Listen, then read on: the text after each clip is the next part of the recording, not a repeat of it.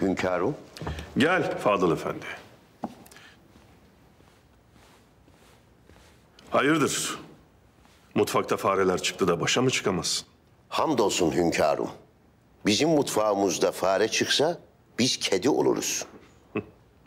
Söyle, dinliyorum. Hünkârım, çarşıda alışveriş yaptık. Ekmek fiyatları 2 katına çıkmış. Millet isyan ediyor. Bütün fırınlarda mı böyle? Hepsinde. Emme unda da aynı. Hünkârım, bu millet kuru ekmeğe şükreder. Lakin vicdansızlar da rahat durmuyor. Mesele anlaşıldı Fadıl Efendi. Sen yine de çarşıda, pazarda bir şey görüp duyarsan haber et. Yani hünkârım, çarşı hafiyesi gibi bir şey mi? Aynen öyle Fadıl Efendi. Çarşı hafiyesi gibi. Lakin kimseye söyleme. Bir şey duyduğun vakit bize haber et. Emredersiniz hünkârım.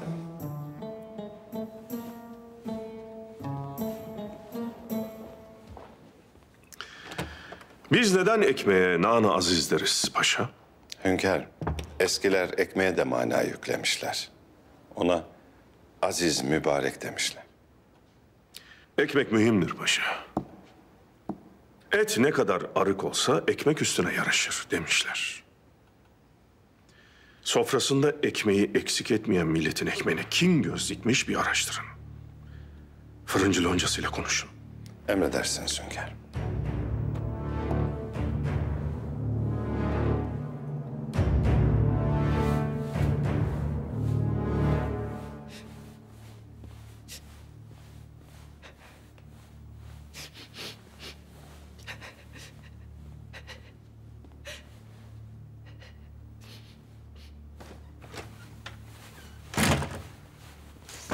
Firuze dur! Sakın yapma kızım, sakın! Nefret ediyorum ondan, nefret ediyorum. Onun gözünde insan bile değiliz biz. Bunun için iftira atmıştı anneme. Bu basit eşya parçası yüzünden sokaklarda 5 parasız kaldık biz. Tamam kızım, sakin ol. Bak bu sen annenle bu sarayı terk ettikten 2 ay sonra bulundu. Sonrasında Bihter Sultan anneni suçladığı için çok pişman oldu gerçekten. Hatta ona ulaşmaya da çalıştı lakin... Ulaşamazdı. Ulaşamazdı çünkü annem acısından ölmüştü. Kızım ver onu bana. Ver dedim sana. Eğer bunu kırarsan Bihter Sultan asla seni bu sarayda tutmaz. Hadi.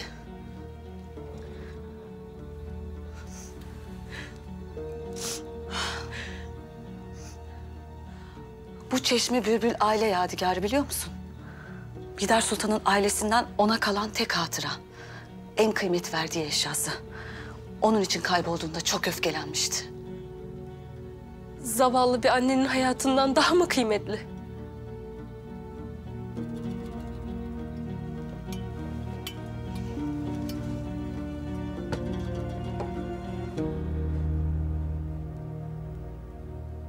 İnanamıyorum. Nasıl giyer benim gelinliğimi? Bu ne cüret, ne hadsizlik. Ben artık bu gelinliği giymem. Benim hiç hevesim kalmadı. İlk benim giymem gerekiyordu o gelinliği. Güzel kızım. Gelinliğin ne kabahati var? Kabahat Firuze'nin. Zaten şu saraya geldiği ilk günden itibaren bu kızdan hiç haz etmiyorum. Kovalım gitsin o zaman validem. Neden tutuyoruz? Şadiye Sultan çok seviyor biliyorsun. Üzülmesin diye idare ediyorum.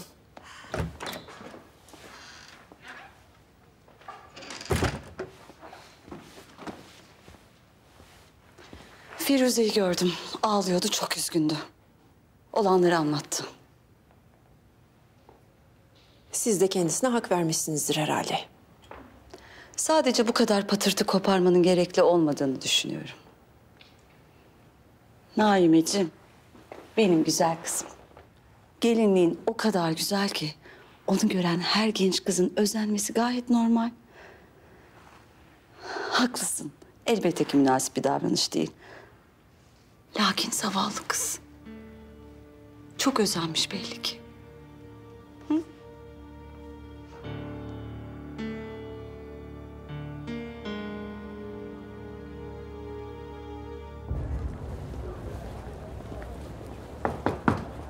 Gel.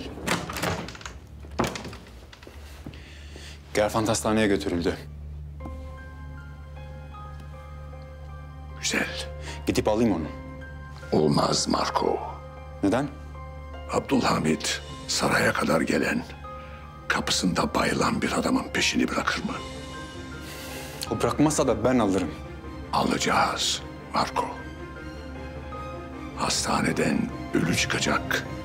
Buraya canlı olarak oturacak. Kimsin sen?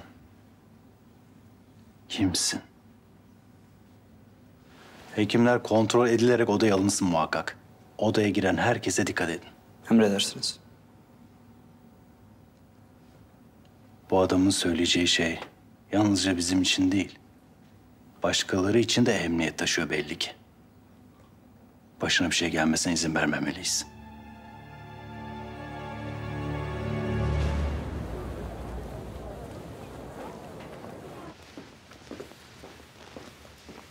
Hoş geldiniz. Hoş bulduk. Bu mecmuanın 5 yıl önceki Haziran sayısını arıyorum. Bulmamız mümkün mü acaba? Mümkündür.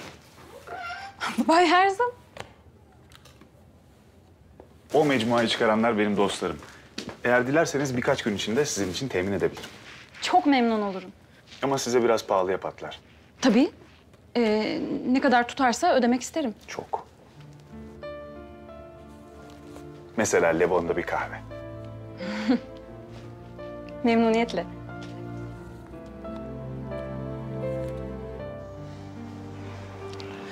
Bihter Sultan neden hep bağırıyor Firuze ablama? Büyükler bazen anlaşamayabiliyor. Ama o çok iyi biri. Ben onu çok seviyorum. Biliyorum Şadiye. Biliyorum. Bihter Sultan da iyidir. Ama Firuze ablan onlara kızdıracak bir şey yaptı. O yüzden Bihter Sultan da kızdı.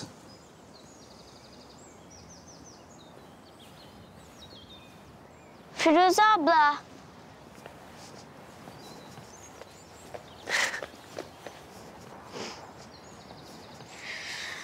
Sana kızdılar diye ben çok üzüldüm. Bir şeyim yok. Bak, iyiyim ben. Şehzadem, beni koruduğunuz için gerçekten minnettarım. Çok sağ olun. Sultanım, oyun oynayalım mı birlikte? Tamam, oynayalım. Hadi yakala beni.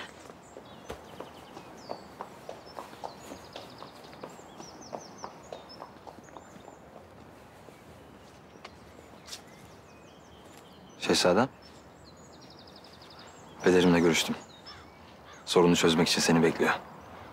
Bu sefer hiçbir oyun istemiyorum Sabahattin. Müşteri ol. Pederim müşkülünü çözecek. Gidelim.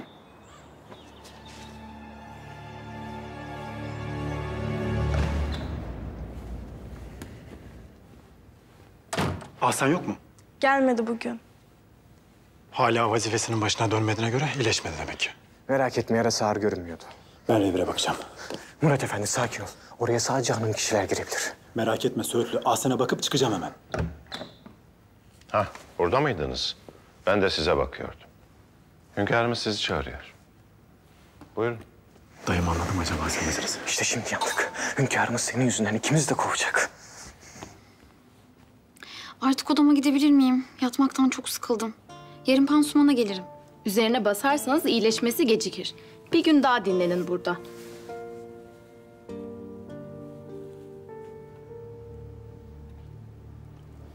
Hünkârım, hastaneye gittik. Hekimlere teslim ettik.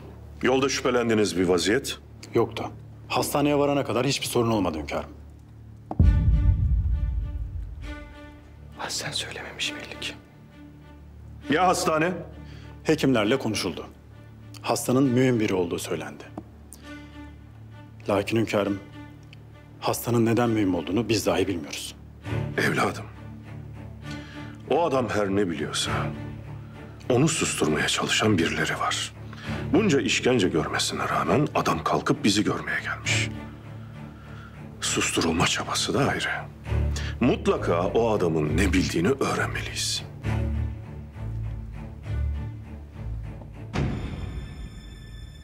Plan Sen bu işin başına en iyi adamını getireceksin.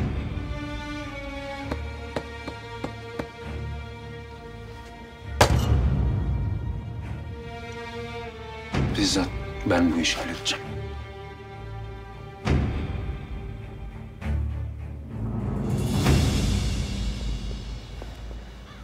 Hünkârımız çağırıp da burada vazifeli olduğumu öğrenince çok sevindim sultanım. Artık birbirimizi her gün görebileceğiz değil mi? Sultanım, düğün hazırlıklarımıza da artık hemen başlarız. Ne dersiniz?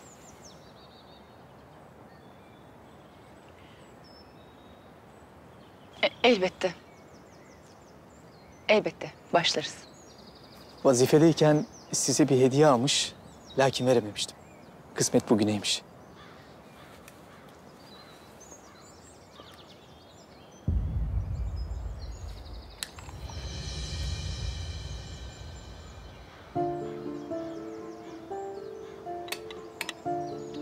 Ne gerek vardı?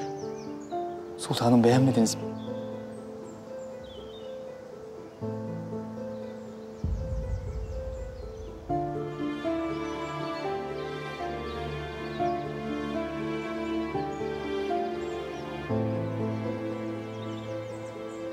Beğendim.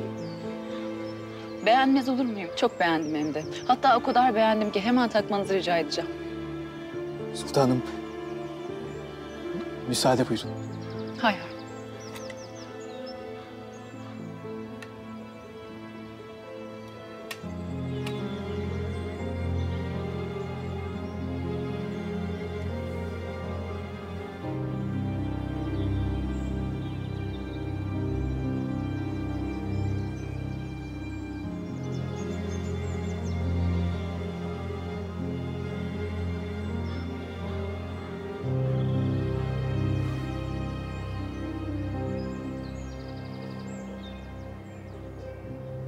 Çok güzel.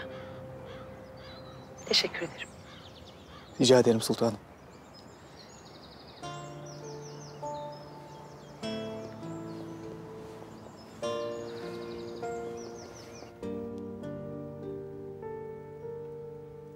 Hünkârım, fırıncı loncasının başındaki adamla konuştum. Niçin pahalıymış ekmek? Buğdayı çiftçiden geçen yılki fiyattan almışlar. Hünkârım, sordum. Lakin ne buğday pahalanmış, ne odun fiyatları. Loncanın başında Hristaki isminde bir Rum var. Eski fiyatlara dönmelerini istediğimizi söylediniz mi? Konuştum hünkârım, lakin Duyun-u Umumiye'nin kararı olduğunu söyledi. Duyun Umumiye şimdi de milletin ekmeğine mi göz dikmiş? Bütün borçları ödeyip Duyun Umumiye'yi bir an evvel def etmek elzemdir. Lakin evvela fırıncılara da, loncaya da, Duyun Umumiye'deki kan emicilere de ders vermek şart.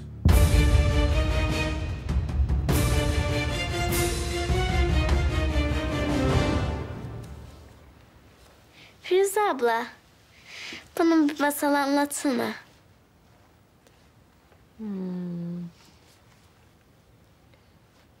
Bir varmış, bir yokmuş. Evvel zaman içinde, kalbur zaman içinde. Yeşil gözlü çok güzel bir genç kız yaşarmış. Aynı senin gibi mi? Evet sultanım, aynı benim gibi. Prens bir gün ormanda gezerken bu güzel genç kızı görmüş. Ve aşık olmuş. Onu saraya götürmek ve prenses yapmak istiyormuş. Lakin prensin kötü kalpli bir de annesi varmış. Kızı sarayda hiç istememiş. Neden? Çünkü kıskanmış. Onu oğlundan ayırmak için her türlü kötülüğü yapmış. Onu sürekli aşağılayıp hor görmüş. Çiçeğe fazla su verirsen çürürmüş. İnsana da fazla ilgi gösterince kuduruyor.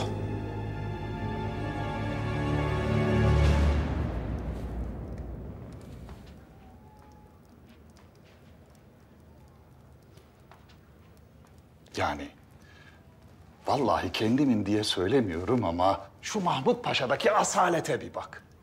Semiham'ın da benimle gurur duyması icap eder. Neden öyle söylediyse?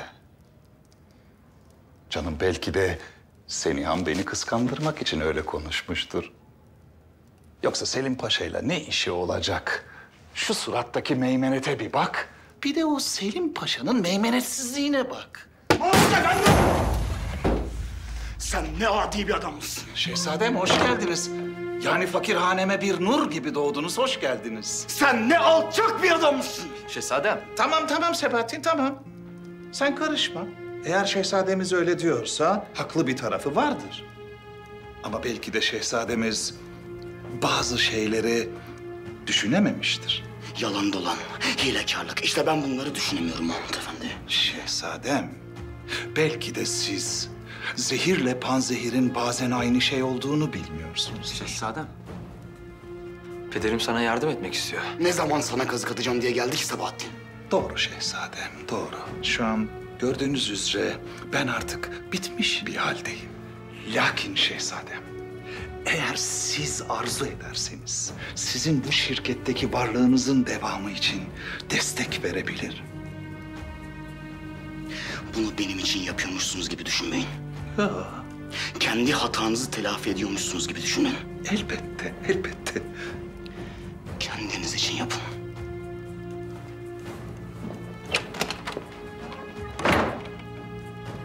Bakma oğlum aval aval, git peşinden, git. Şehzadem.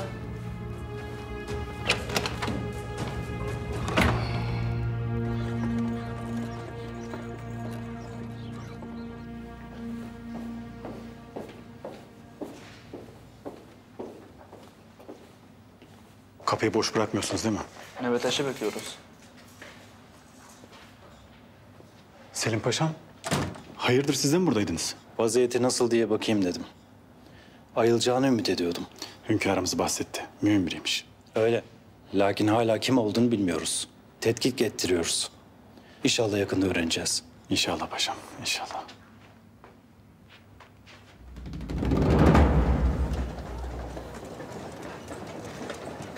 Dimitri!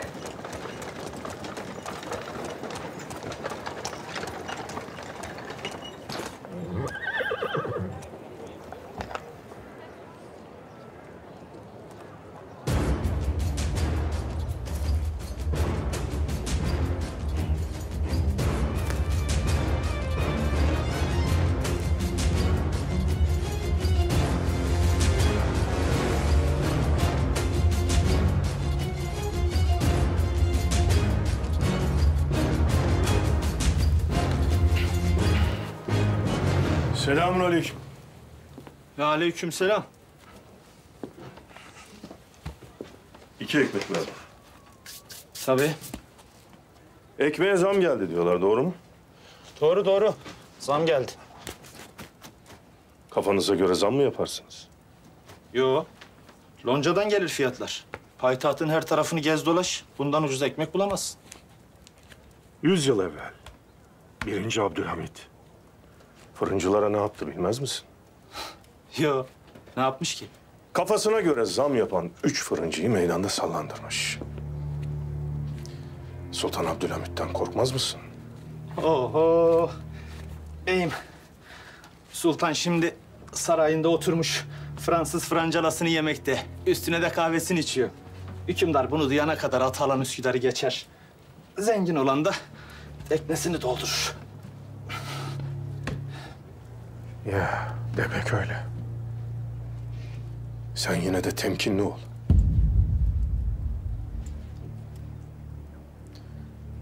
Üsküdar'a geçerken boğazda boğulan çok adam gördüm ben.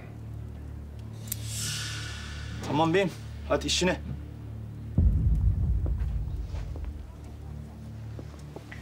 Oğlum ne bu fiyat? Fiyatlar yükseldi teyze.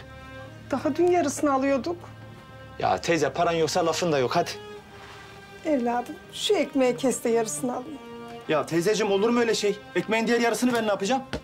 Hadi işine.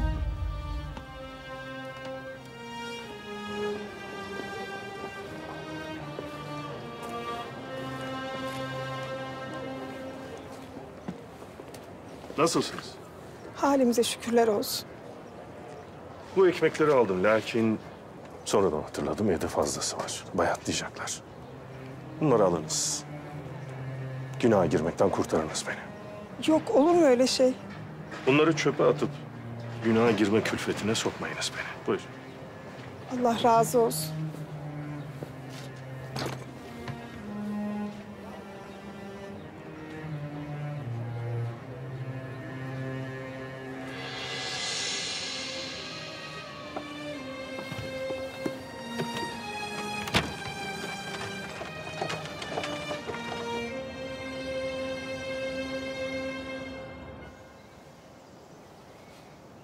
Sultanım. Allah'a emanet olun. Siz de.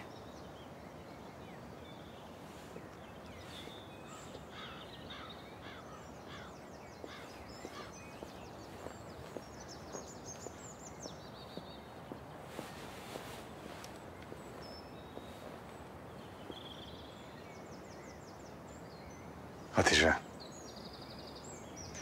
Biliyorum bu konuda konuşmaya hakkım yok.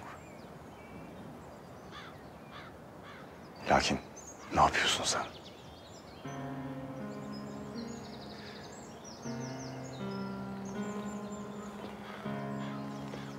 Gerçekten sevmediğin biriyle mi evleneceksin? Sen evleniyorsun ya. Ne farkımız var? Hatice, bak. Eğer bu izdivacı bir inat uğruna yapıyor... Senin de söylediğin gibi. Bir laf etmeye hakkın yok. Vasfi Bey dürüst, vicdanlı. Ve en önemlisi de sevdasına sahip çıkan biri.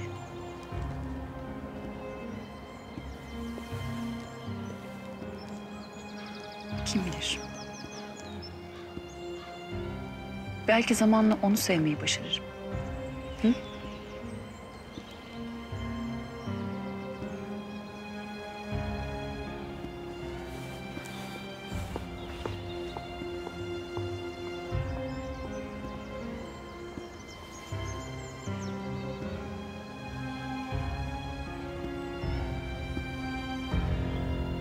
Oğlum sen nasıl yaparsın böyle bir şeyi?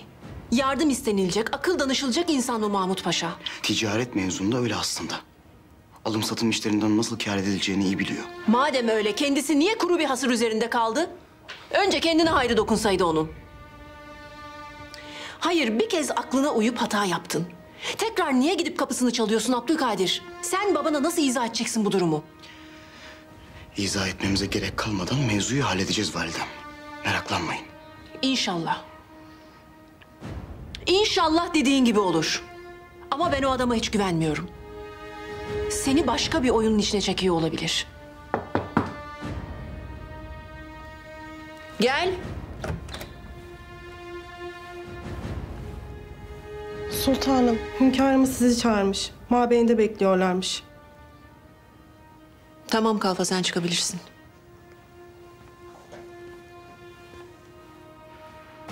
Babam Kudüs topraklarını Yahudilere verdiğimi öğrenmiş olamaz değil mi? Elbette olabilir. Elbette. Sen babanın böyle bir şey duymayacağını nasıl düşünebilirsin?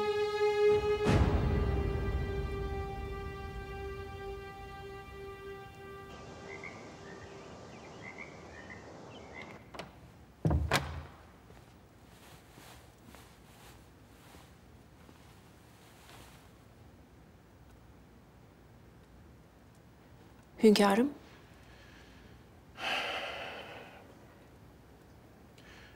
Bugün fırının önünde yaşlı bir kadın gördüm. Bihter kadın.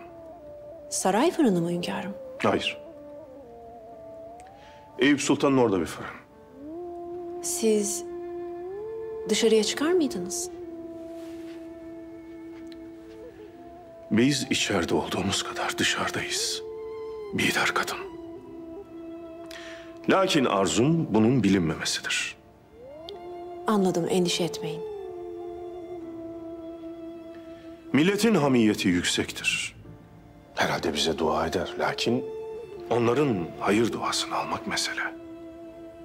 Bugün fırının önünde gördüğüm kadının ekmek alacak parası yoktu. Hünkârım, tasalanmayın. Bütün halkın kahrını siz çekemezsiniz ya.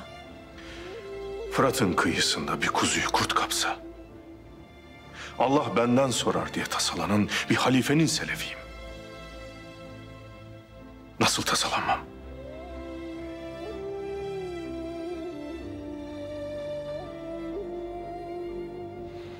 Bidar kadın, saray mutfağı sabaha kadar çalışsın. Bütün gece ekmek yapsınlar. Yemek işini bir kenara bıraksınlar. Ben de ordu mutfağına haber salacağım. Onlar da çalışacaklar. Emredersiniz hünkârım. Aklınızdaki nedir?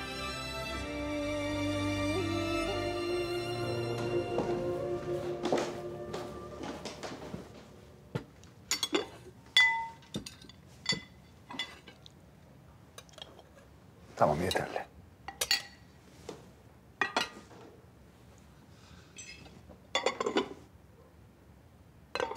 Başka bir arzunuz var mıydı efendim? Teşekkürler, sen gidebilirsin. Akreş Usta'ya selamlarımı söyle. Şalom aleyhem. Şalom aleyhem.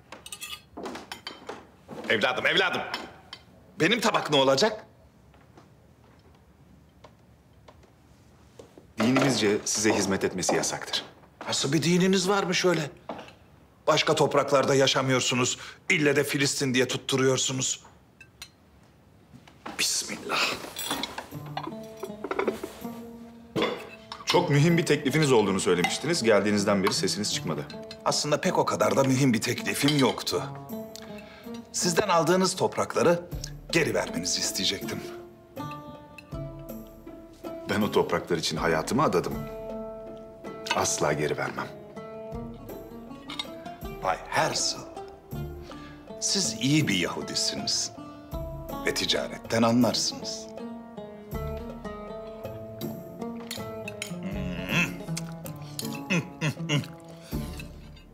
Pek leziz olmuş. Biraz daha alabilir miyim? Çabuk hadi. Kaldırın bunları. Kaldırın. Un çuvalları nerede? Un çuvallarını getirin. Koy buraya. He. Getir bakalım buraya. Su, tuz, maya. He? Hazırlayın bakalım hepsini. Getir bakalım şuraya. Getir onu da koy buraya koy. Bırak buraya. Ha. Aferin. Sallanmayın. 2 değil. 4 kolla çalışacak herkes bugün. Ahtapot gibi mi?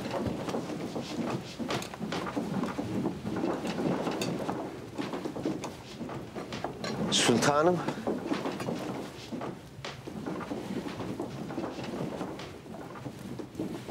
Sana yardıma geldik Fadıl Usta. Ekmek yapacağız. Siz zahmet etmeseydiniz sultanım. Halk için çalışmak zahmet olur mu hiç Fadıl Usta? Ancak şeref olur değil mi? O zaman buyurun. Hadi başlayalım.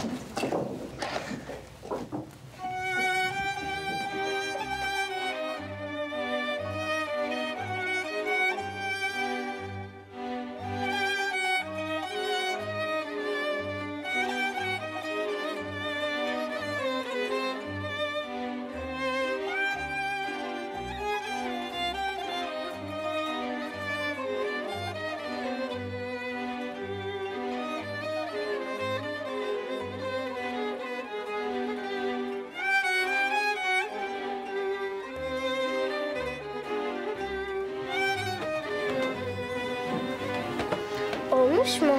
Çok güzel olmuş sultanım. Ellerinize sağlık.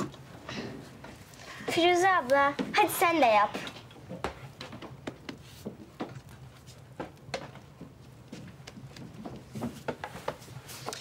Ahsen nerede?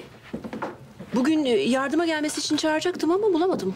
Abdülkadir de onu arıyordu ama ortalıklarda yok. Kim bilir nerede? Gene sarayı terk etmiş olmasın. Belki de eski meselesi tekerrür etti yine. Mümkün değil.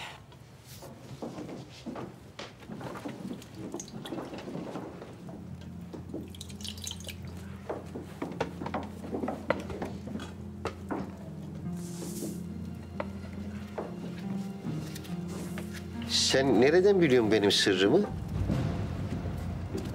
2 ölçek süt, 1,5 şeker kattım. Benim özel ekmek tarifimi nereden biliyorsun sen? He? Ben böyle öğrendim. Kimden? Bu sadece benim tarifim, benim sırrım. Ha bir de Fatma Kalfa'ya öğretmiştim, ona vermiştim. Yoksa sen tanıyor musun Fatma Kalfa'yı?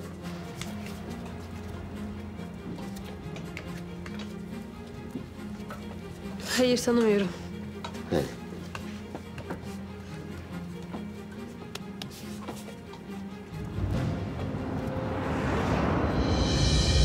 Önce 2 ölçek süt döküyorsun. Bak bir ölçek daha. İşte bu. Şimdi de toz şekerden 1 kaşık alıyoruz, döküyoruz. Bu kadar yeter mi? Yeter. Ama en önemli bir yarım kaşık daha atıyoruz. 1,5. Öyle döktükten sonra karıştırmaya başlıyoruz.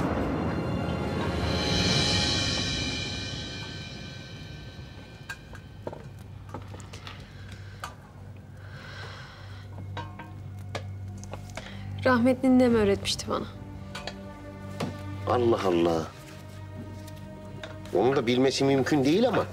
Sen nerelisin? Bursa.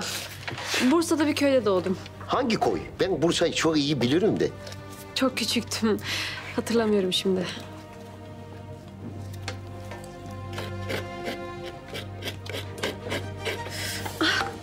Firuze abla.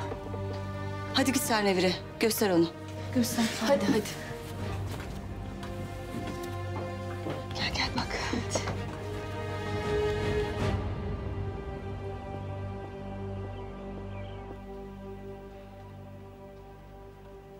Kemalettin Paşa, dünyadaki Müslümanların ahvaline dair çalışacaktınız. Hünkârım, Hint Müslümanlarıyla alakalı bir rapor hazırladım. Diğerleri de hazırlanıyor. Buyurun.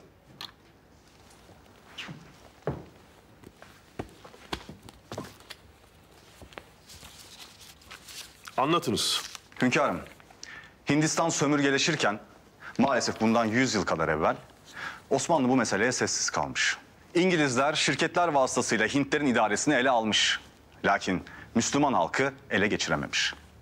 100 yılda bunun için çalışırlar. Evet hünkârım. Bir dini tarikat kurulmuş. Görünüşte İslam. Lakin dahilinde Hristiyan tarikatının nasihatleri anlatılıyor. Ne surette? Müslümanların ellerinde Kur'an yok mu? Kendilerine öğretilen şeylerin doğruluğunu Kur'an yoluyla künhüne varamıyorlar mı? Maalesef. Çünkü bunlar Kur'an'ı kendilerine alet etmişler. Çünkü bunlar dünyalık menfaatler uğruna dini kendilerine oyuncak etmişler. Hazreti Peygamber Efendimiz'e sallallahu aleyhi ve sellem müşrikler davandan vazgeç diyorlar. Davandan vazgeç. Putlarımızı inkar etme. Sana Mekke emirliğini vereceğiz. Sana makam vereceğiz, para vereceğiz, güç vereceğiz. Güzel kadınlar, lüks bir hayat vereceğiz diyorlar. Yeter ki davandan vazgeç. Fahri Kainat Efendimiz ne diyor peki? Bir elime güneşi, diğer elime ayı koysanız, vallahi vazgeçmem diyor. Şimdi Hintli Müslümanlar makam istiyor, mal istiyor, şöhret olmak istiyor, güçlü olmak istiyor. Bunların hepsini din adına yapıyorlar. İstedikleri makam, mansıp, güç. Bunun için dini kullanıyorlar. Eğer tedbir almazsak bu tehlike Osmanlı'ya sıçramaz mı? Hünkârım, dünyalık menfaatler için dini kullananlar dine de şekil vermek isteyeceklerdir. Riyakarlar dinin sahibi gibi olacaklar. Bu riyakar grubu bitirmek için ne tavsiyede bulunursunuz Kemalettin Paşa? Hünkârım, askeri bir birlik kuralım. Hüviyetsiz bir vaziyette birliğimizi Hindistan'a gönderelim. Bu adamların cezasını mermiyle ödetelim. Evet, bir birlik tertip edelim. Lakin askerlerden değil, alimlerden. Yalancı alimlerin sahtekarlığı, hakiki alimlerin ortaya çıkmasıyla bitirilebilir. Şeyhülislam Efendi. Buyurun hünkârım. Bir heyet tertip ediniz. Hint diyarına gidecekler. En kıymetli alimlerden seçiniz. Yanlışı anlatmadan, doğruyu yaşayarak, Müslüman kardeşlerimizin aklıyla oynayanları alaşağı etsinler. Emredersiniz hünkârım. derin kesmişsin. Nasıl kestin böyle? Mutfakta ekmek yapımına yardım ediyordum.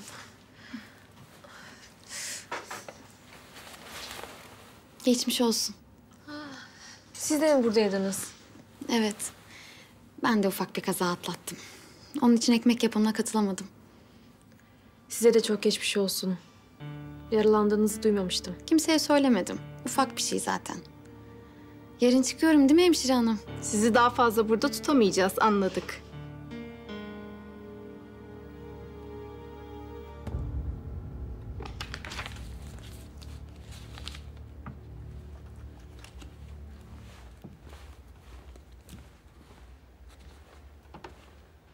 Bir an önce heyet çalışmalarına başlayın. Hint diyarındaki meselelerle dertleniriz. Peki ya mahallemiz? Hiç dışarı çıkar, alışveriş yapar mısınız? Hepinizin kahyaları var, değil mi? Esnafın halini bilmezsiniz. Bir havadis geldi kulağıma. Ekmeğin fiyatı 2 katına çıkmış. Malumatı olan, milletin ahvalinden habersiz idareci devletini ayakta tutamaz. Ben neden saraya gelen jurnallere bu denli ehemmiyet gösteririm, anlar mısınız?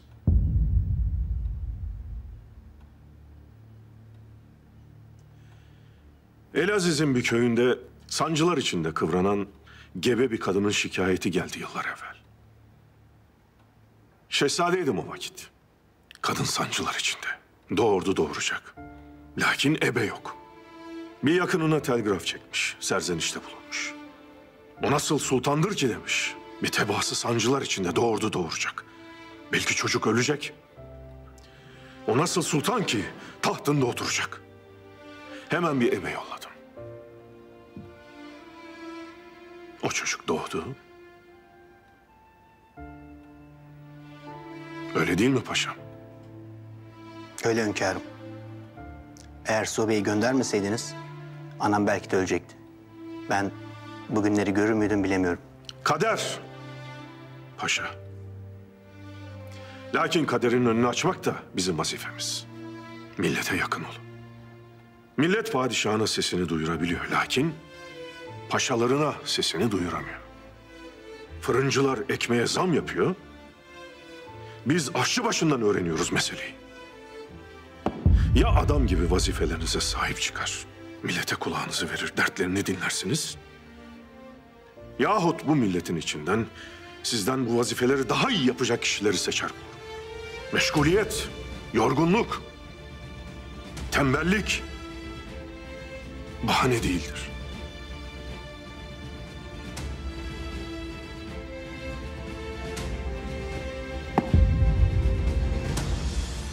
Hadi bakalım doğru fırına. Dün de yemek dersimizi yapamadık Naime Sultanım. Kusura kalmayın ya. Olsun. Ekmek yapmayı öğrendi işte. Fena mı Fadıl Usta? Öyle ya. Kemalettin oğluma bol bol ekmek pişirip şişmanlatır artık. Ben de babamı şişmanlatacağım. Hatice'm, sen de bizimle derslere gelsene. İnsanın sevdiğini elleriyle yemek yapması kadar güzel bir şey yok. Eminim Vasfi Bey de çok sevinecektir. Ne dersin? Olur. Olur tabii. Neden olmasın? Esther'in gönderdiği gelinliği giyeceğim diye bana darılmadın değil mi Hatice'm? Eminim senin dikeceğin gelinlik de çok güzel olacaktı. Hatice Sultan, size de artık bir gelinlik seçmemizin vakti geldi biliyorsunuz değil mi? Hünkârımız Naime ile Kemalettin'in düğününden sonra Vasfi Bey'le sizin düğününüzü yapacağını da söyledi. Sağ olsun hünkârımız. Ne yapıyorsun? Çok affedersiniz sultanım.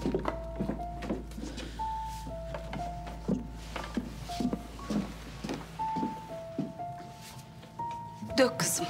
Dök.